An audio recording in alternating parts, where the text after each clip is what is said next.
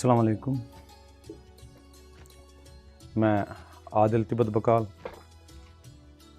Grandson of legendary santoor and सूफियाना maestro Mohammad Abdullah Tibbat बकाल।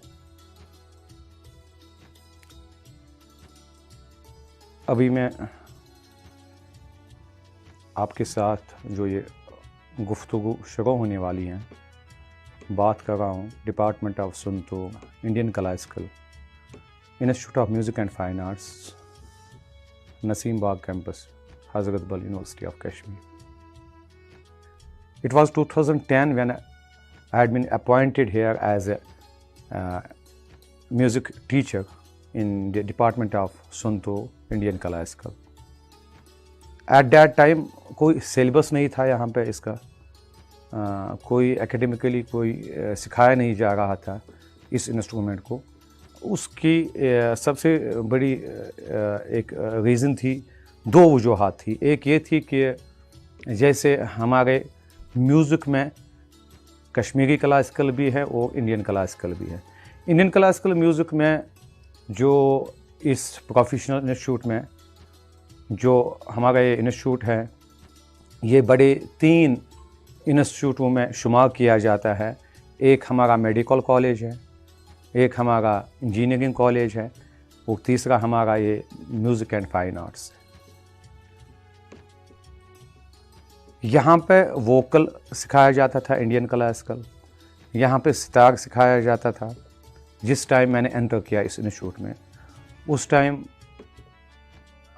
Sitar, vocal और tabla Indian classical music के डिसिप्लिन्स में सिखाया जाता था, जिनके अपने बाज़ाब्ता डिपार्टमेंट्स थे। Department of vocal Indian classical, second one is department of sitar Indian classical and the third one is tabla Indian classical. जब मेरी अपॉइंटमेंट अगस्त 2010 में हुई तो मुझे उस वक़्त के ऑनरेबल वाइस चांसलर प्रोफेसर रियाज़ पंजाबी साहब ने बुलाया। मेरे साथ उस वक़्त मेरे कुलीग फ़ारूक अहमद वानी साहब, जो हमारे वोकल डिपार्टमेंट से हैं, वो थे। तो उन्होंने मुझे सजेस्ट किया कि जैसे वहाँ पे बाकी डिपार्टमेंट्स हैं, वैसे ही इस इंस्ट्रूमेंट का बाज़ाब्ता एक डिपार्टमेंट बनना चाहिए। लेकिन प्रॉब्लम ये है कि इसको किसी भी जगह वर्ल्ड में एकेडमिकली सिखाया नहीं जाता है, इसका कोई सिलेबस नहीं है। उसके बाद 2010 से मीटिंग्स स्टार्ट हो गई, इसके मुतलिक होनी बहुत सारी सिटिंग्स हो गई।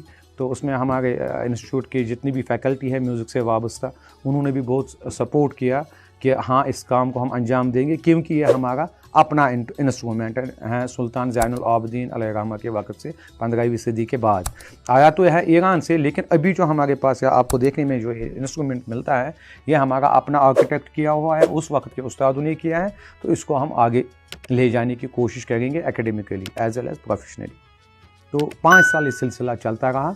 तो आफ्टर 5 ईयर्स ये सिलेबस कंप्लीट हुआ। उसके बाद ये ऑनरेबल वाइस चांसलर ने के पास अप्रूव हो गया। अप्रूवल के बाद ये गवर्नर बॉडी में गया, वहाँ से भी इसकी अप्रूवल आ गई। तो उसके बाद बाज़ाब्ता 2016 से इसमें एडमिशन स्टार्ट यहाँ हो गए। अब हमने संतूर में खाली इंडियन क्लासिकल में ही सिलेबस फ्रेम नहीं दिया, हमें दोनों सब्जेक्ट्स में दिया। एक ये कि जो कश्मीरी क्लासिकल, जिसको हम सूफियाना मौसीकी कहते हैं, जहाँ से इस संतूर का आगाज़ कश्मीर में हुआ है, उसका भी हमने सिलेबस फ्रेम किया, इसका भी इंडियन क्लासिकल का भी फ्रेम किया। और आज तक जब से संतूर कश्मीर में आया, आज तक किसी जगह कोई डिपार्टमेंट इसका नहीं था, ना सूफियाना मौसीकी के लिए, ना सूफियाना संतूर के लिए, ना इंडियन क्लासिकल संतूर के लिए, और न ही एकेडमिकली किसी जगह इस इंस्ट्रूमेंट को सिखाया जाता था। ये वर्ल्ड में पहली यूनिवर्सिटी है, यूनिवर्सिटी ऑफ कश्मीर, जिन्होंने इसको इंट्रोड्यूस किया। ये वर्ल्ड में पहला डिपार्टमेंट है, department of santoor Indian classical, और दूसरी विंग जो है इसकी डिपार्टमेंट ऑफ संतूर सूफियाना। और ये वर्ल्ड में आपके सामने पहला टीचर है जो एकेडमिकली इसको सिखाता है। कहते हैं जिसने अपने माजी को बोला, उसने अपने मुस्तकबिल को खोया, जिसने अपनी मदर टंग को खोया, उसने सब कुछ खोया। तो ऐसी ही बात अपने कल्चर के रिलेटेड भी है। जो हमारा अपना है, हमें उससे भागना नहीं चाहिए। जो हमारा अपना नहीं है, हमें उसको भी सीखना चाहिए, परखना चाहिए, लेकिन पहले जो हमारी प्रेफरेंस है वो हमें अपनी जो हेरिटेज है उसको देना है। रही बात कि इस वक्त ट्रेंड है कि लोग गिटार की ओर जा रहे हैं, अब बच्चे संतूर की ओर भी जा रहे हैं, वोकल की ओर भी जा रहे हैं, सितार की ओर, तबले की ओर जा रहे हैं। गिटार जो है ये लगता है कि एक ऐसी होती है, लगता है कि हाथ में उठाया बजाया, इसमें ऐसे ही छेड़ा, रिदम चल गई है, लेकिन एक क्लासिकल इंस्ट्रूमेंट का अपना एक अलग भाव है, एक वोकल गायन का, वोकल गायकी का, शास्त्रीय संगीत का एक अपना एक भाव है। ठीक, एक तबला जो हमारा है ये हमारे सूफियाना में भी इस्तेमाल होता है, ये हमारे क्लासिकल म्यूज़िक, इंडियन क्लासिकल में भी इस्तेमाल होता है। ठीक, तो इसका एक अपना भाव है। हम गिटार को ऐसे म्यूज़िक के साथ कंपेयर नहीं कर सकते हैं।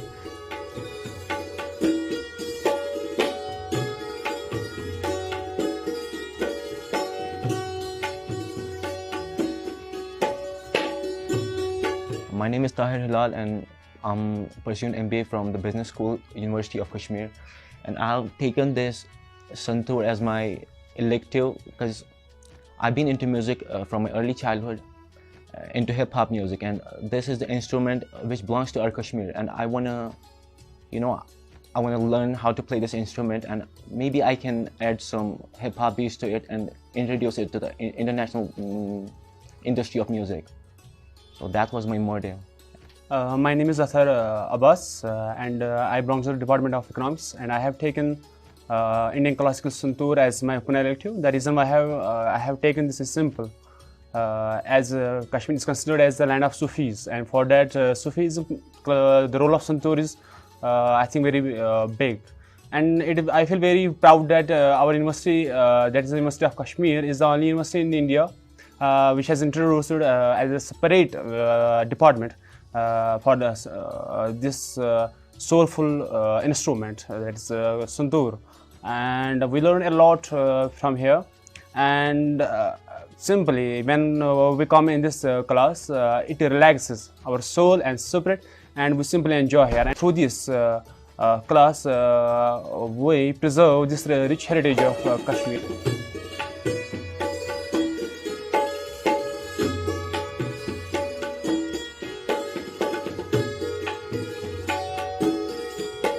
तो अपनी जगह मैं सल्यूट करता हूँ पंडित अशोक कुमार शर्मा जी को कि जितना उन्होंने इसको पॉपुलराइज करने में कोशिश की, क्लासिकल म्यूज़िक में, फिल्म मौसीकी में, उसको मैं सलाम पेश करता हूँ। मतलब उसके लिए मुझे अल्फाज कम पड़ते हैं। और हमारे एक और लेजेंड पंडित भजन सोपोरी साहब जो हैं, उन्होंने भी इस इंस्ट्रूमेंट को बहुत आगे लिया, कश्मीर में भी, कश्मीर से बाहर भी। वो मेरे उस्ताद रहे हैं। उस्ताद के अलावा हमें आपस में एक तो उस्ताद शागिर्द का रिश्ता था, उसके अलावा हमारे दरमियान बाप बेटे का भी रिश्ता था।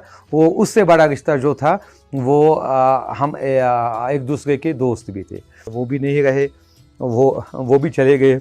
आज भी मैं उनको मिस कर रहा हूँ क्योंकि बहुत सारा टाइम जो है उनके साथ बिताया है। मुझे याद आ रहा है रात के 1 बजे हम प्रैक्टिस स्टार्ट करते थे दिल्ली में। वो और मैं प्रैक्टिस स्टार्ट 12 बजे के बाद होती थी और लगभग सुबह 4 बजे तक चलती थी।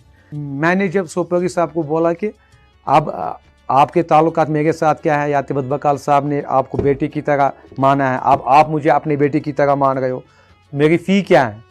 उनका जवाब वहाँ से रहा कि आपकी फ़ी ये है, अगर आप इसको सीखोगे आप आगे सिखाओ, वही आपकी फ़ी है। ठीक, अब यहाँ पे इस वक्त स्टूडेंट सीख रहे हैं। सबसे बड़ी मेरी अचीवमेंट, मेरे कोलीग्स की achievement, institute of music and fine arts की अचीवमेंट, यूनिवर्सिटी ऑफ कश्मीर की अचीवमेंट ये है, शहर श्रीनगर में, डिस्ट्रिक्ट श्रीनगर में ये बजता रहा 15वीं सदी से 2010 तक। ठीक, आज आप देखिए, आज हर किसी डिस्ट्रिक्ट में मेरे डिपार्टमेंट का 1-1, 2-2 स्टूडेंट्स हैं। जो भी कोई कुछ सीखता है वो इसलिए सीखता है कि उनके रोज़गार का वसाइल बन जाए। और मैं गवर्नमेंट से भी रिक्वेस्ट करता हूँ, it's my hand folded request to LG साहब, जितने भी एडमिनिस्ट्रेशन हैं, ये बच्चे बड़ी लगन से सीखते हैं, बड़ी मेहनत से सीखते हैं। हर किसी के लिए जो है रोज़गार के वसाइल पैदा करने हैं। जब तक हम रोज़गार के वसाइल पैदा नहीं करेंगे तब तक ये हमारी मेहनत भी ज़ाया है। वो कोई भी फील्ड हो, चाहे आपका फील्ड हो, जर्नलिज्म हो, चाहे इनका म्यूज़िक फील्ड हो, मतलब हर किसी फील्ड में। मैं नहीं कहता हूँ कि गवर्नमेंट लाखों सैलरी दे, नहीं, एक स्कीम बनानी है जिससे हैंड टू माउथ उनका गुजारा जो है चल सके। हम स्टूडेंट को यहाँ से सिखाते हैं, उसको बोलते हैं आप परफॉर्म करो, नो डाउट आपको अगर स्टेज मिलता है, आज पैसे नहीं मिलते हैं, कल आपको पैसे भी मिलेंगे। इस वक्त वो अपनी पॉकेट मनी जो उसको बचपन से है वो इस्तेमाल कर रहा है। लेकिन एक ऐसा वक्त भी आना चाहिए, हमें भी देखने को मिलना चाहिए, इन बच्चों को भी देखने को मिलना चाहिए, उनके पास अपना होना चाहिए।